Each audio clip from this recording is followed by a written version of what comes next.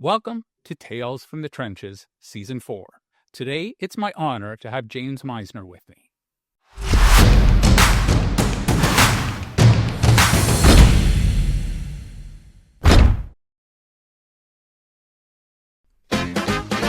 Here's a story of a fundraiser who was launching his very own web show. Each episode is very short due to edits, so it can really flow. Here's a story of a podcast guest star who was busy raising money of their own. They were each great in their own way, fundraising in the zone. Till the one day when Jack asked a guest to join him, and they knew it was much more than a jest, that these guests must somehow form a resource. That's the way they all became the podcast guests. The podcast guests. The podcast guests. That's the way they became the podcast guests.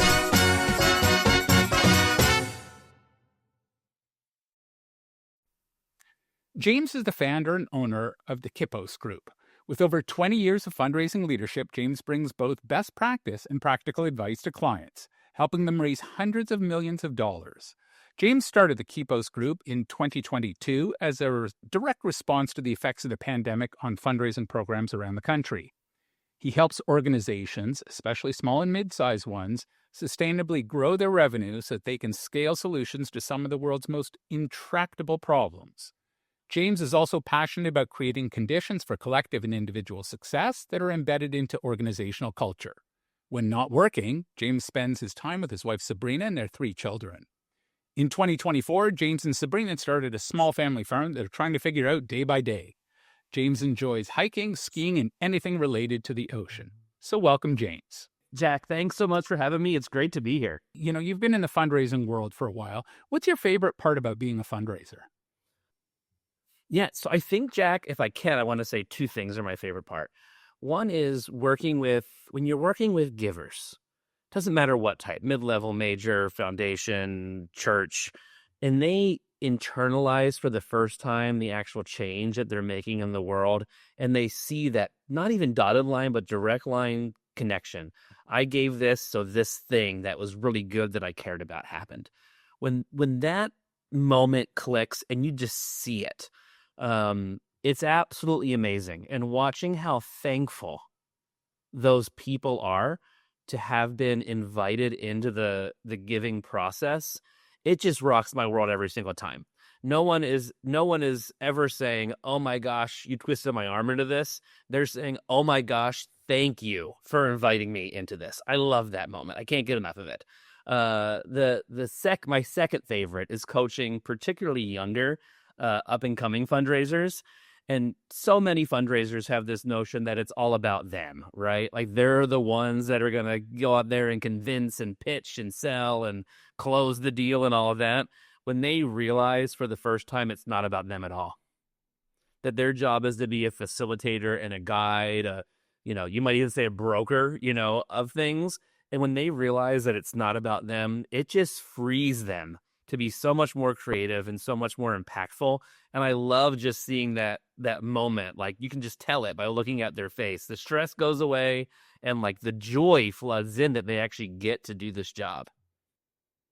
Yeah.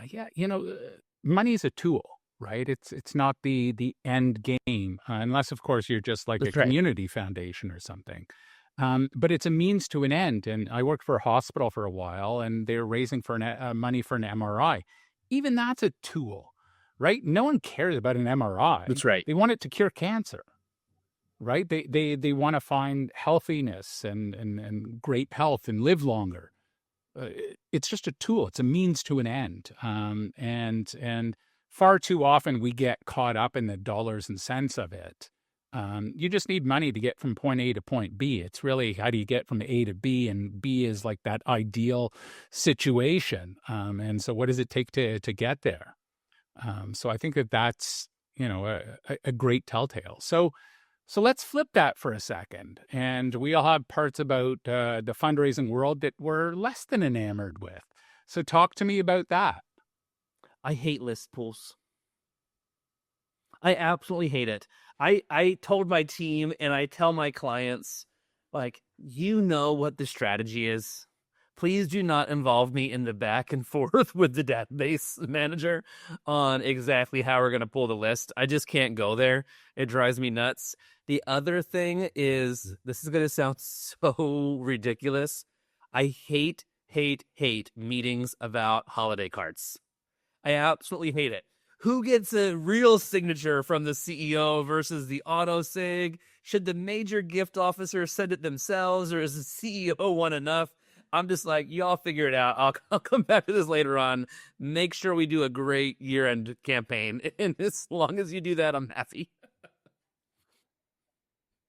And isn't it funny that those are the silly little things that we worry about? It's not like the major things about fundraising that are, um, I've interviewed enough people over the years, and no one has kind of like a huge hill that, we just can't get past this. The donors are only thinking short term instead of I long have term. never met a It's giver not that that. said the It's all about CEO kind of the didn't little hand sign pieces my Christmas card, that we so I'm tend to out. focus Like, I've on never that are encountered around the that periphery that before. really make zero difference in the grand scheme of things.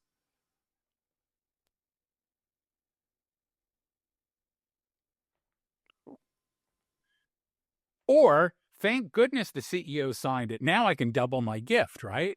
Uh, it's funny what we value and what we don't value. But so, fundraising changes overall over the years, but then, you look at it and sometimes it actually doesn't change. So, people always said direct mail was going to die. When people started doing everything online and emails, they said, ugh, direct mail is going to be dead. It is not dead. It's far from it. People also said it's only the old people that will deal with direct mail. So, at some point that's going to die off. So where do you see fundraising kind of moving in the next 5 or 10 years? That's a really great question. You said something in there that I think is so important, that sometimes we look at it and it seems like it's changing, but if you peel the layers of the onion off, it's actually not changing at all. I had a staff member one time who was a real cerebral guy, um, PhD in fundraising history kind of, person. And he went back and was like, oh my gosh, nothing has changed at all. It's about identifying problems and opportunities, inviting people into it, telling stories. Now, the means and methods, I guess you can say, change. We weren't doing, I've never done this, but TikTok fundraising videos 10 years ago. 30 years ago, we weren't doing social media, fundraising campaigns. I don't think anybody's really figured out the social media fundraising campaign well yet. So I think the Agreed. methods of how we communicate to people change over time. I think that AI has to play a large role in the next, 5 to 10 years. But I think at its core, the invitation into a journey, into being a solution to a problem, the human element of that, I think that's going to stay the same. At least my hypothesis is that will stay the same perennially. It's just going to always be that way. But how we communicate that will change dramatically as technology and how humans engage with each other change.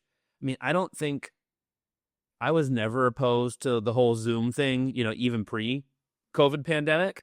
I actually like it because it means I spend less time on airplanes. And givers, especially those that are in, business, totally understand the value of time. But I could Yes. imagine a day where instead of traveling for a coffee meeting across a state or a country, you put on, some kind of virtual reality augmented headset or glasses. Now, that would probably freak me out. I'm probably at that age where like new tech is not my favorite thing right now. I can see that happening as an efficient thing.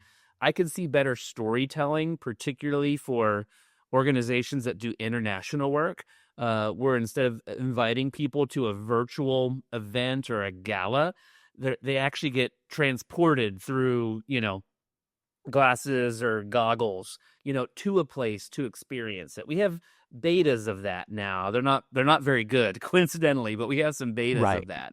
So I think how we tell the story will just increase really dramatically with technology. But I think at the core, how you tell the story the elements of it is going to stay the same. It's why we make our kids read books that were written hundreds and thousands of years ago, because they learn how to tell great stories from history. Right. What else do I think is going to change? I don't think direct mail is going anywhere. I mean, it sits on people's counters for 8, 9, 10 weeks, and your brand is right At smack least. there, dab in the middle of the kitchen. Who would give that up? It's Right. amazing. Yeah. No, it is interesting. I think that one of the things that I see is, you look at the different generational cohorts. So for those that are the traditionalists, born right after the war, before the boomers, right? So they would stick with an organization for their whole life, right? And they would give to the YMCA because that's where they always gave. Where I think some of the younger folks, they kind of come in, do their bit, and go on to the next charity. It's not like they don't give, they do their thing and then want to see, hey, what else is out there? And a lot of it has to do with trust, right? The older folks would trust that the boards, they're making great decisions. Who am I to question a board? Where some of the younger folks are like, hey, this doesn't necessarily line up with my values. So I might take a step back or try to influence how it could better align with my own values. I can totally see that happening. I mean, younger people generationally, I don't think it's true about any particular generation. I think it's just younger people in general want to be more involved and invested. And I've worked for a number of organizations that were started by that kind of right after the war generation in like the 1930s. And people will always say, historic givers didn't actually want to get involved. They wanted to like write the check and be on their way. I'm just like, actually, this organization started by, 50 old ladies in a basement, putting baskets together and sending it to post-war Europe, that kind of stuff. Like, I don't buy that. Do they do that when they're 80? Probably not. But there are 20 and 30-somethings now that are doing things like that. So I think younger people always want to be more tangibly involved because they have extra time, whereas older folks, as they're raising families and growing in careers, don't. But the trust element is real. Okay, younger generations, and I think there's good reason, don't trust institutions. They just don't. Whereas before it was assumed, like you said, the board's doing a good job. We can trust the board. Now it's actually like the board has to prove they can be trusted rather than just, it being given to them. Exactly. Wow. This has been absolutely amazing, James. If folks wanted to get hold of you, how would they go about doing that? Yeah, 2 ways, and it's really easy. One is LinkedIn. I am on LinkedIn almost every single day. I post all my own stuff. There's no one else behind it, and I respond to all the direct messages I get. So James Misner on LinkedIn. The second's our company page, the kiposgroup.com. Kipos is Kipos, the kiposgroup.com. And there's a schedule a call button. And I love having, brief conversations with people that are just like, hey, here's my problem. What's your advice? If we never work together again, I'm just glad knowing I got to help you out. And, a certain percentage of you who do that will end up working together. So it all comes out in the wash. Exactly. Wow. James, it has been an absolute pleasure. Thank you so much for joining. Thanks for having me on, Jack. This has been a blast.